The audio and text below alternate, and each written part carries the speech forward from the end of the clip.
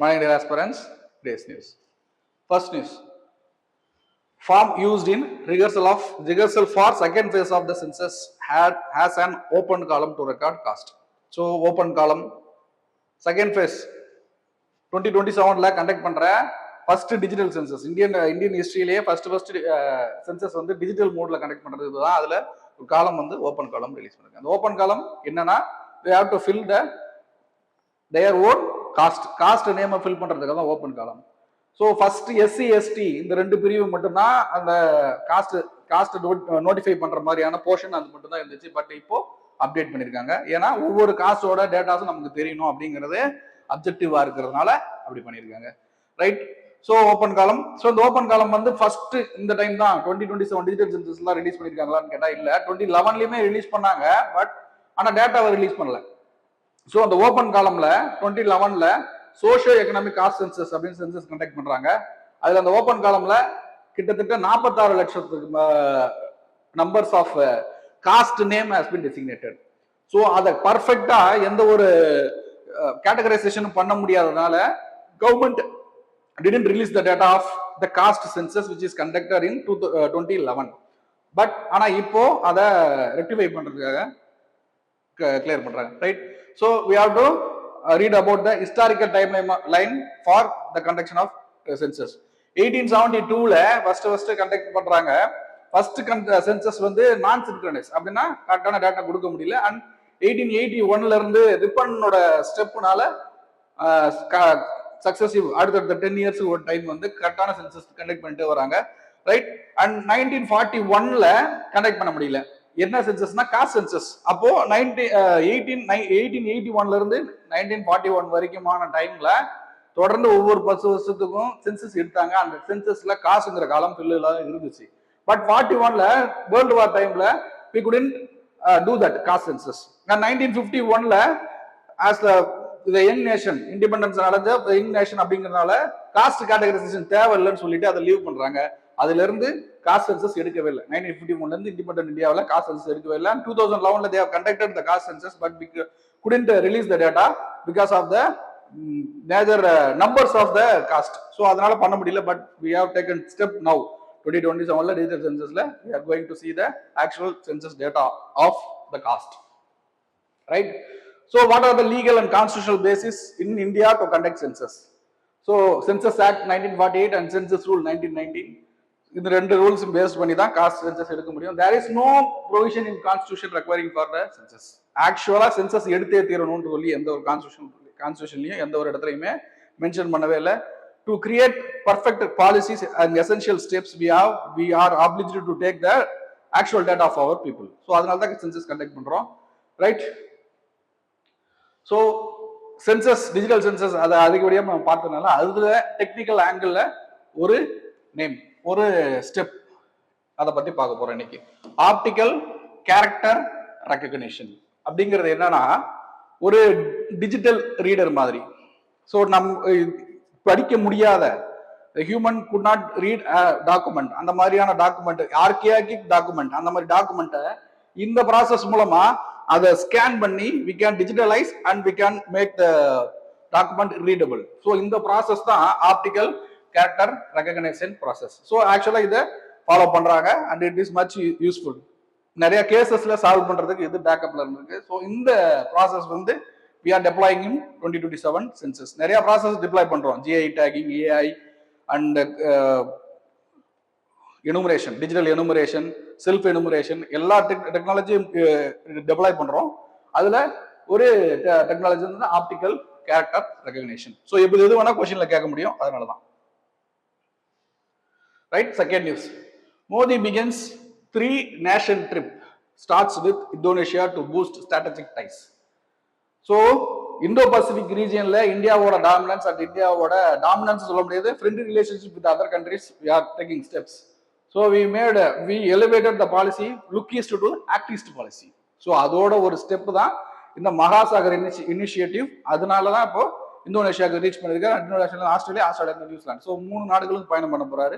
And the objective is to solidify the Indo-Pacific region with the ties, strategic, economical and social welfareable ties. இந்த மாதிரியான dies create பண்றதுக்காக தான் இந்த step. So அந்த same டைம்ல China வந்து பசிபிக் ஓஷன்ல அந்த ரீஜியன்ல வந்து மிசைல் டெஸ்ட் பண்றாங்க. ஸோ இன்டைரக்டா இந்தியா மேக்கிங் அலைஸ் இந்த Indo Pacific region is not like by the Chinese. இதுல இருந்து இது தெரியுது. So we have to read about the Act East policy and Mahasagar initiative in this angle, right? So strategic goals, Act East policy, Mahasagar vision. Mahasagar vision அப்படிங்கிறது 2025ல start பண்றாங்க.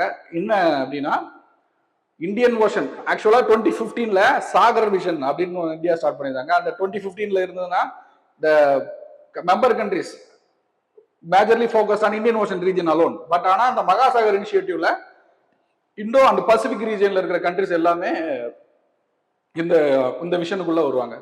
So ஆக்சுவலா membership create பண்ற மாதிரியான ஆர்கனைசேஷன் கிடையாது, ஜஸ்ட் அ விஷன். ஸோ அந்த vision பிடிச்சிருந்தா அதுல இருந்து இனிஷியேட்டிவ்ஸ் கீழே ரெடி பண்ணுவாங்க. அந்த இனிஷியேட்டிவ்ல கண்ட்ரிஸ் கேன் ஜாயின். அந்த மாதிரியான ஒரு ப்ராஜெக்ட் தான் இந்த மகாசாகர் விஷன். ஓகேவா? அட்மோஸ்ட் அப்ஜெக்டிவ் என்னன்னா security and defence cooperation with economical beneficiaries between the countries. இதுதான் மெயின் அப்ஜெக்டிவ், ரைட்? பில்ஸ் சாகர் 2015ல இருந்து எக்ஸ்பிளைன் பண்ணியாச்சு. Economic, regional economic cooperation, maritime security, regional economic cooperation, blue economy, capacity building, rules based order. So இதெல்லாம் தான் vision, right? அது இன்னொரு இம்பார்ட்டன்டான பிரிலிம்ஸ் ஆங்கிள் பார்க்க வேண்டியது பரம்பனன் டெம்பிள் விசிட் பண்ணியிருக்காரு மோடி. பிஎம் வந்து இந்து பேஸ்ட் ஒரு டெம்பிள், ரொம்ப ஆர்கியாக்கிக் பழமையான டெம்பிள், அந்த டெம்பிளை விசிட் பண்ணியிருக்காங்க. அந்த டெம்பிளோட ஹிஸ்டரி நம்ம படிக்கணும், ரைட்? ஸோ நைன்த் செஞ்சுரியில பில்ட் பண்றாங்க. One of the largest Hindu complex, right? UNESCO world heritage சைட்டா டிக்ளேர் பண்ணது 1991ல.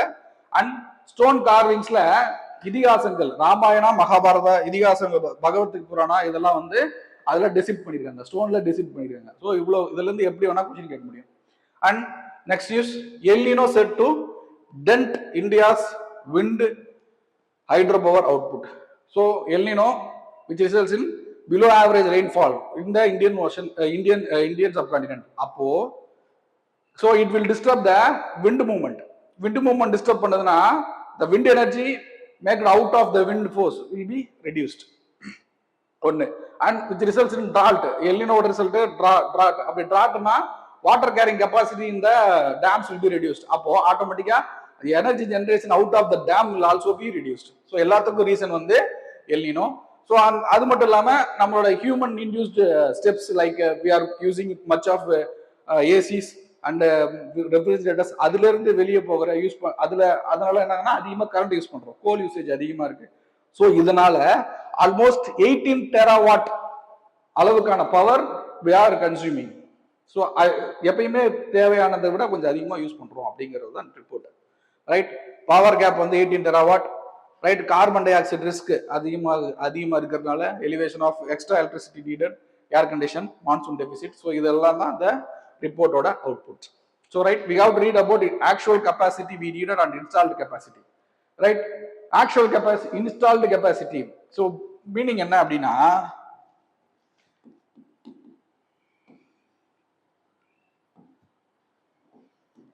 Installed கெப்பாசிட்டியில we cannot generate 100%, cannot generate 100%. ஏன் அப்படின்னா, இப்போ ஒரு சோலார் பவர் வந்து 100 ஜிகாவாட் அந்த அளவுக்கான எனர்ஜி ப்ரொடக்ஷன் யூனிட் நம்ம செட் பண்ணியிருக்கோம். பட் அப்படின்னா ஃபுல் டே வந்து சோலார் எனர்ஜி ரிசீவ் பண்ணி அது எனர்ஜி கொடுக்க முடியாது. ஏன்னா ஒரு டிசம்பர் நவம்பர் இந்த டைம்ல சூரிய வெளிச்சம் கம்மியா இருக்கும் அண்ட் மே ஜூன்ல அதிகமா இருக்கும். ஸோ இர்ரெகுலரிட்டி அக்கர் ஆகும். அதனால இன்ஸ்டால்டு கெப்பாசிட்டி எப்பயுமே ஆக்சுவல் ப்ரொடக்ஷன் கெப்பாசிட்டியை விட அதிகமாக இருக்கும். ஸோ அப்போ மிஸ்மேட்ச் நடக்கும், ரைட்? ஸோ இதனால என்ன ஆகுதுன்னா, நம்ம அதிகப்படியா கோல் எனர்ஜியை ரிலை பண்ண வேண்டியதா இருக்கு. ஸோ இப்போ actual capacity we have much capacity but we cannot produce the actual amount of the energy we needed from the renewable energy. இது தெரிஞ்சிருக்கணும், ரைட்? ஆல்மோஸ்ட் இதுல பாத்தீங்கன்னா solar, wind, hydro energy, nuclear energy, biomass, இதுல இருந்து நம்ம கிட்டத்தட்ட 49% of renewable எனர்ஜில இருந்து நம்ம எடுக்கிறோம் பவர். பட் ஆனா எடுக்க முடியும், பட் ஆனா ஆக்சுவலா நம்ம டெப்ளாய் பண்றது 75% வந்து கோல் பேஸ்ட் எனர்ஜி தான் நம்ம யூஸ் பண்றோம். ஸோ அப்போ இதுல மிஸ்மேட்சஸ் இருக்கு, we have to sort out that, right? So reasons behind that. Coal 24/7 வந்து ரன் பண்ண முடியும். அண்ட் சோலார் பட் நம்ப முடியாது. அண்ட் அதே மாதிரி விண்ட் எனர்ஜி நம்ப முடியாது. So irregularities in the availability of the source and limited storage. If energy is produced, it should be stored in the battery. அப்போ சிலிக்கான் அயான் பேட்டரியில நம்ம ஸ்டோர் பண்ணணும். அந்த பேட்டரி அவைலபிலிட்டி கம்மியா இருக்கு. And existing infrastructure already we have created hundreds of the coal power plants. அப்போ அந்த கோல் power பிளான்ட்ல ஆக்சுவலா இன்ஃப்ராஸ்ட்ரக்சர் ரெடி பண்ணியாச்சு. அப்போ அதுல இருந்து அவுட்புட் எடுக்கணும்னா the much of the capital which you invested on the coal plant will be reduced, will be wasted. So other satisfy பண்றதுக்கு we have created, right? And the next news, diamond jewelry among payload to be launched by Vikram 1 rocket. So mission Agaman, mission Agaman, mission Agaman. Agaman அப்படிங்கிற mission என்னன்னா, இந்தியாவில இருந்து privately won't rocket launching companies என்ன பண்றாங்கன்னா, demonstration paste ஒரு செட்டப்பை வந்து இங்கிருந்து launch பண்றாங்க ஸ்பேஸுக்கு. It has various objective. From the டெமான்ஸ்ட்ரேஷன்ல இருந்து நம்மளோட யூனிக்னஸை டிஸ்பிளே பண்ற வரைக்குமான அப்ஜெக்டிவ்ஸ் நிறைய இருக்கு. அந்த மிஷனுக்கு பேரு அகமன். அண்ட் அந்த ராக்கெட் இருக்கு இல்லையா, கொண்டு போற ராக்கெட் வந்து Vikram 1. It is launched from Satish Dhawan Space Center. If it is successful, I can gain much of the economy from the nearby countries and foreign forex. நம்ம forex அதிகமா அதிகரிக்கிறதுக்கு இது ஒரு வழிவகையா இருக்கலாம். So ராக்கெட் 7 story tall, அப்போ 7 அடுக்குகளாக ரொம்ப உயரமான ஒரு விஷயம். And 6 payloads and 350 kg payload capacity and 3D printed engines அந்த பில்டிங் அந்த ராக்கெட்டுக்குள்ள இன்பில்ட் இன்ஃபியூஸ்ட் பண்ணி வச்சிருக்காங்க, right? So unique payloads. Cosmic Bloom அப்படிங்கிறத ஒரு அப்ஜெக்டிவ் அதை ரிசர்ச் பண்ண தான் போறாங்க. காஸ்மிக் ப்ளூம் அப்படின்னா என்னன்னா, நம்மளோட இங்க எர்த்ல யூஸ் பண்ற சீட், ஃப்ளவரிங் பிளான்ட்ஸ் இதெல்லாம் அந்த இடத்துல ஸ்பேஸ்ல பிளானட்ல அது செல்லுபடி ஆகுமா? It is feasible to plant a seed in the space or in a planet அப்படிங்கிற ரிசர்ச் பண்றதுக்கு பேர் தான் இந்த காஸ்மிக் ப்ளூம். இது ஒரு அப்ஜெக்டிவ். அண்ட் மைக்ரோ ஆர்ட், இந்த இமேஜ் பாத்தீங்கன்னா தெரியும், அந்த பேலோடு கூட போக போறது ஒரு டைமண்ட் இன்பில்டட் ஒரு பிளேட். அண்ட் இதோட ஹைட்டே பாத்தீங்கன்னா 5.5 சென்டிமீட்டர் அளவு தான். அப்போ இவ்வளவு சின்ன கோல்டு மேடு ஒரு மானுமெண்ட். அந்த கோல்டு மேடு மானுமெண்ட்ல அப்துல் கலாம், விக்ரம் சாராபாய், டாக்டர் ஹோமி பாபா இவங்களோட இமேஜ் எல்லாம், இவங்களோட பிக்சர் அந்த ஆர்ட் வந்து அதுல இன்பில்ட் பண்ணி இதோட சேர்ந்து கொண்டு அங்க போய் வைக்க போறாங்க. இதுதான் இந்த மிஷனோட அப்ஜெக்டிவ், ரைட்? வாட் இஸ் அகமன்? Developed by take me to space. இது வந்து privately owned company, right? So cosmic bloom already explain பண்ணியாச்சு. ஏன் அந்த இடத்துல போய் பார்க்கணும் அப்படின்னா, ஆக்சுவலா இப்போ நம்ம வந்து டெமான்ஸ்ட்ரேட் பண்றதுக்கு இங்கே ஒரு இடத்தை கிரியேட் பண்ண முடியும். லைக் லே மாதிரி ஒரு இடத்துல நம்ம ஆக்சுவலா இதை ப்ராசஸ் பண்ணிருக்கோம். ககன்யான் மிஷனுக்காக லேல ஒரு ப்ராஜெக்ட் முன்னோட்டம் மினியேச்சர் நம்ம பண்ணி பார்த்தோம். பட் ஆனால் அது 100% அக்யூரேட்டா இருக்காது. we have to do it in the space. அதுக்காக தான் இந்த மிஷன். அண்ட் இன்னொரு அப்ஜெக்டிவ் என்ன அப்படின்னா, ஸ்டோரேஜ் அண்ட் டேட்டா ப்ராசஸிங் வந்து ஸ்பேஸ்ல கண்டக்ட் பண்றது இது இன்னொரு அப்ஜெக்டிவா இருக்கு, ரைட்? இப்போ நம்ம வந்து ஒரு டேட்டா வந்து நம்ம ஸ்டோர் பண்ணணும் அப்படின்னா, it will be stored in the space and processing will also done in that space. இது இன்னொரு objective of this mission. So if at all we done that அப்படின்னா, நம்மளோட இன்டர்நேஷனல் அரேனாவில் நம்மளோட ஸ்டேட்டஸ், இந்தியாவோட ஸ்டேட்டஸ் எங்கே இருக்கும், right? Mark question. India's engagement with Indonesia, Australia, New Zealand is crucial for maritime security in Indo Pacific. So இப்போ நடந்த விசிட்டை வச்சு என்ன question, Indonesia, Australia, New Zealand. So Indo Pacific ரீஜியனை மார்க் பண்ணுது. Examine the strategic dimension of this partnership. Strategic dimension அப்படின்னா security, defence, maritime cooperation, disaster relief, economic welfare and cultural ties. இவ்வளோ ஆங்கிள்லையும் நம்ம பாயிண்ட்ஸ் ஜென்ரேட் பண்ண முடியும். ஸோ 2 பக்கத்துக்கு 150 வேர்ட்ஸுக்கு எழுதி போட்டோ எடுத்து அனுப்புங்க. கண்டிப்பாக திருப்பி தருவோம். Thank you. Kurukshetra, Kurukshetra, Kurukshetra, Kurukshetra, Kurukshetra, Kurukshetra.